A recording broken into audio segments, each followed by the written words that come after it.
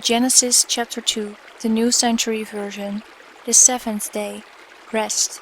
So the sky, the earth, and all that filled them were finished. By the seventh day, God finished the work he had been doing, so he rested from all his work. God blessed the seventh day and made it a holy day, because on that day he rested from all the work he had done in creating the world. The first people. This is the story of the creation of the sky and the earth. When the Lord God first made the earth and the sky, there were still no plants on the earth. Nothing was growing in the fields because the Lord God had not yet made it rain on the land. And there was no person to care for the ground. But a mist would rise up from the earth and water all the ground. Then the Lord God took dust from the ground and formed a man from it. He breathed the breath of life into the man's nose, and the man became a living person. Then the Lord God planted a garden in the east, in a place called Eden, and put the man he had formed into it. The Lord God caused every beautiful tree and every tree that was good for food to grow out of the ground. In the middle of the garden, God put the tree that gives life and also the tree that gives the knowledge of good and evil.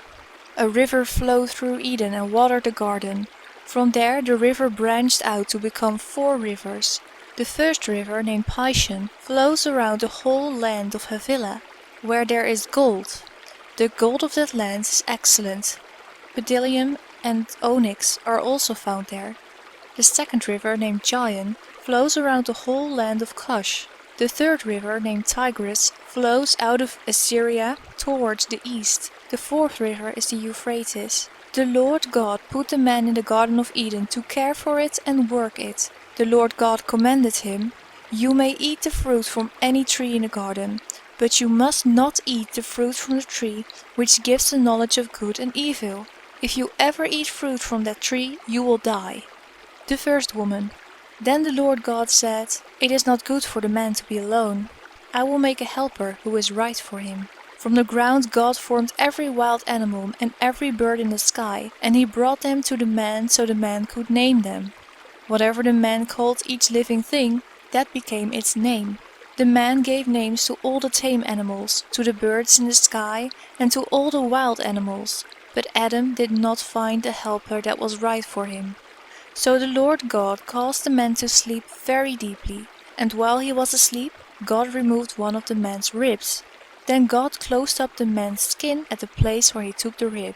The Lord God used the rib from the man to make a woman, and then he brought the woman to the man.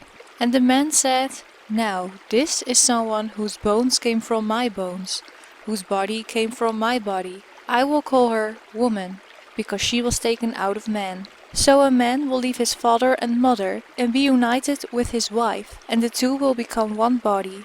The man and his wife were naked, but they were not ashamed.